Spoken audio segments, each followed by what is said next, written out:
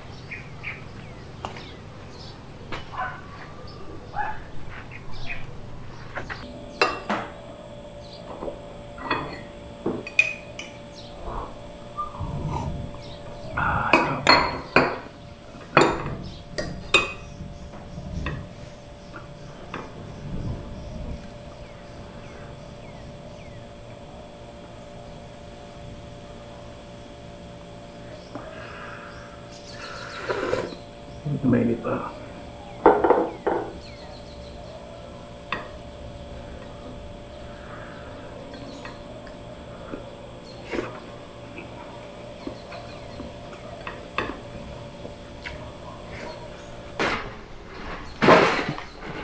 Oh, yun.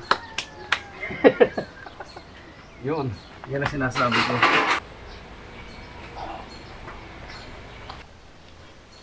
Ito po.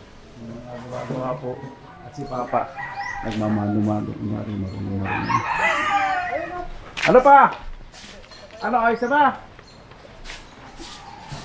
Ano pa? Yeah. I'm the consultant here. Consultant? Yeah. Consulting firm. I'm the one consultant here. Consulting firm. Yeah. Magandang hapon po sa inyong lahat. Si Ruel sa likod. Ako po nagpapakuha ng litrato. Baka sakaling tablan po ako. Sa bagay, baka sakali lang yon. Kung kukunin niyo akong artista, nakahanda ako tanggapin ang kontrata. Kaya lang, hindi malaman kung saan mag-artista. Baka yung artista na pinakakain sa buhaya. Pwede na rin, kaysa wala. Goodbye, ladies and gentlemen, for the big actor. Pakain sa baya. Maganda sana kung ang baya ay masuka. Ano mga kaibigan, pwede ba tayong maging artista? Tanggapin nyo na. Parang awa niyo. Parang awa nyo na. Ayan, si Papa po ang nagche-check. Siya daw po May consultancy. pinagagawa sila ron, ako po yung konsultan. Ano ba? No one can out the law because I will punish them above the law.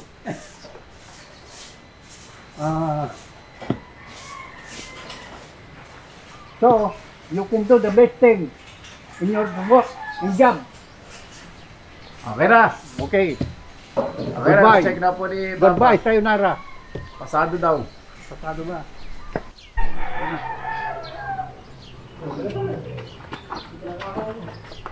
Kasya ba? Sikat na ulit. Oh, yun. Pupunta tama sa bintana. Tama sa bintana. Wait. Naligtad eh. Idikot muna natin doon. Oo nga, ano. Labas naman na natin. Pwede na, bakit? Hindi. Baliktad yung bubong. Tama. Umuna ko na, pag-forward ka tuwid. Ano? Bounce ito na.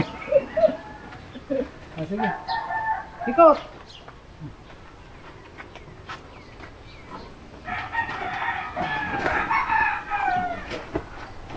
Dito. Dito sa harap. Sino ko? Ganun naman ako para... Hindi.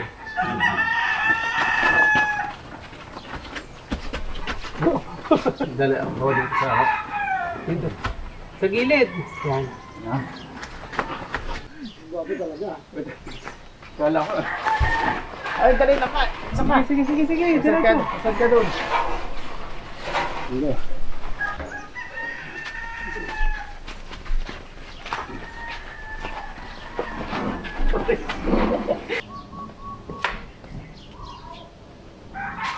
Ang sarap po ng gumising sa umaga to, no? Makulimlim. Tapos paglabas po ninyo nagwawalis-walis kayo ng bakuran.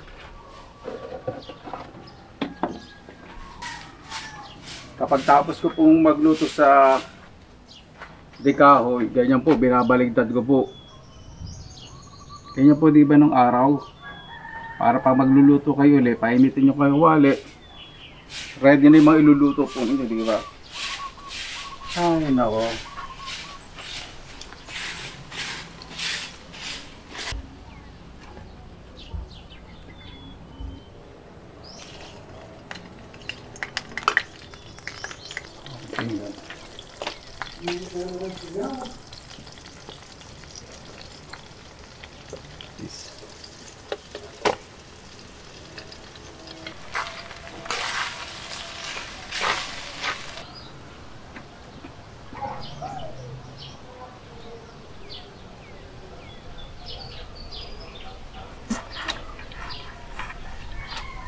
Sarap. Sarap itong ulo ng tinap.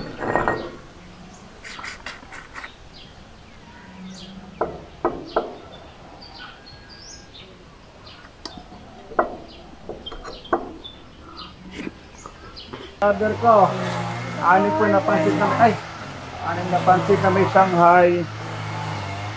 Saka tatlong Shanghai. Yan. 350 po na tubig. Hindi po ba? Abahan po kayo.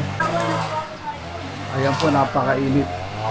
Sobrang init po ng panahon ngayon. Sige po, salamat po. Ingat po sa biyahe. Uuwi na rin. Salamat po. God bless po. Good health and long life po sa inyo. Ingat po, salamat po. Nanonood po. Sige po, sir. Init po, buti na lang itong kalamansi ko ngayon yung hapon medyo makulimlim itong lugar. Nope.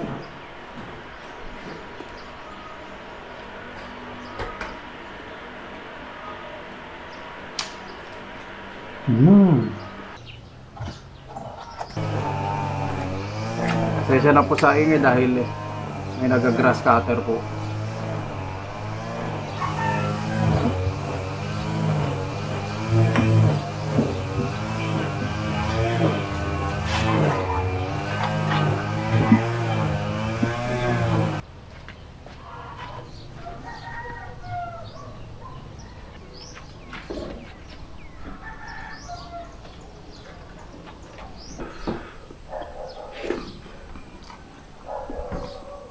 Sarap.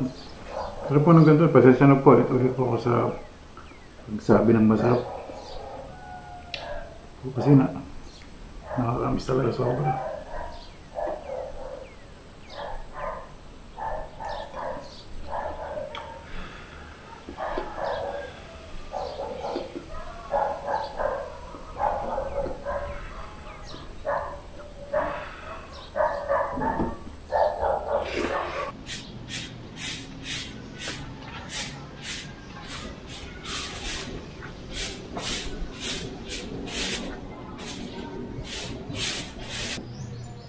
Masarap po talagang magluto.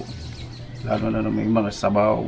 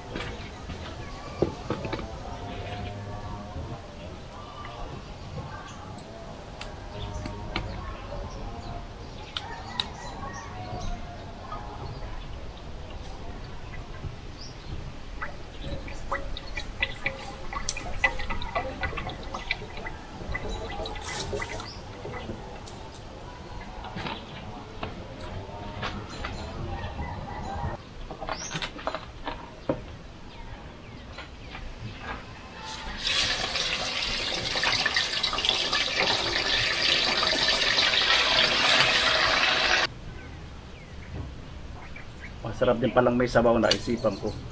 Dalawa na. Diba pag umuulan ng husto, hindi ko po nakapansin eh.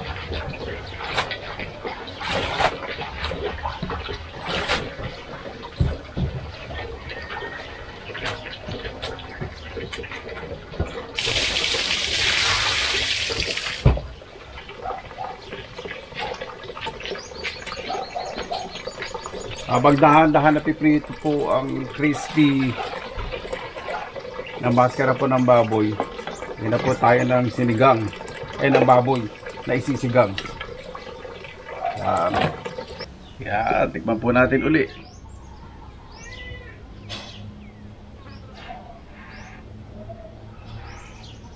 Ay, napakasarap. Iba po talaga luto sa kahoy.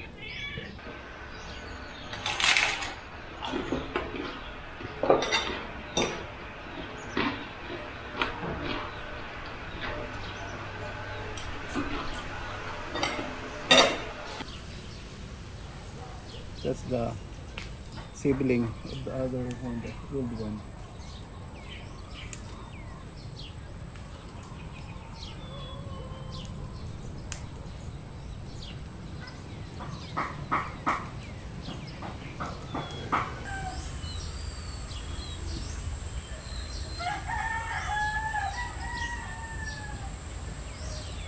Tapos kung gano'n naman siya, hindi na ako magbibilig. Hindi na ako magbibilig. Kung gusto ko, bubuksan ko na lang yung gripo. 5 minutes lang, okay na yun. Ganun lang.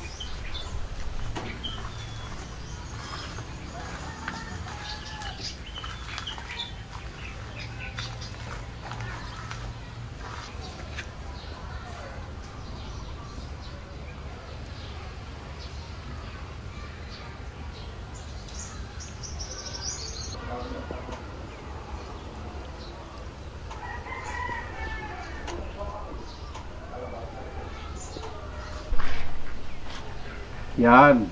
Dito po tayo sa labas ngayon. Dahil nilipad ko po itong lutuan, di ba?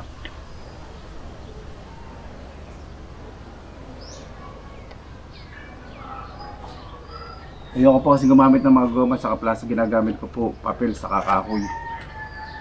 Sa pagpapadingas po.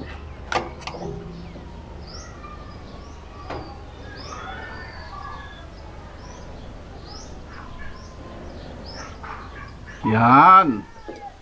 Mainit na po yung kalan natin. Sana po muna natin yung kawali. Parang maliit yung kawali natin. Okay lang yun. Painitin po muna natin yung kawali bago po tayo maglagay ng mantika para hindi po dumikit yung mga fish balls. Yan. Gutom lang po ito.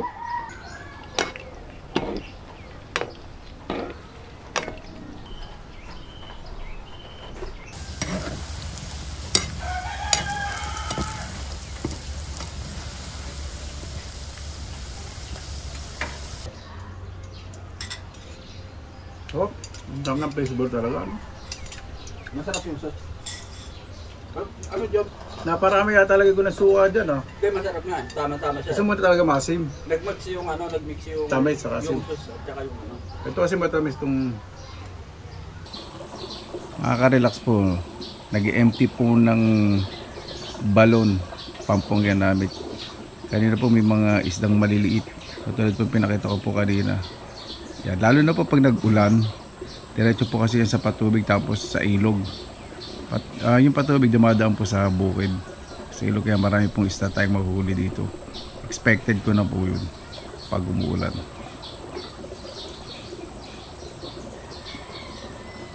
Saka mas clear po syempre yung tubig. Ito po kasi galing sa balon na hinukay.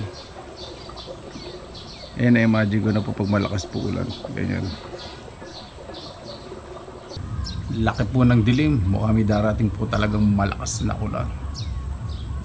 Medyo malamig po hangin.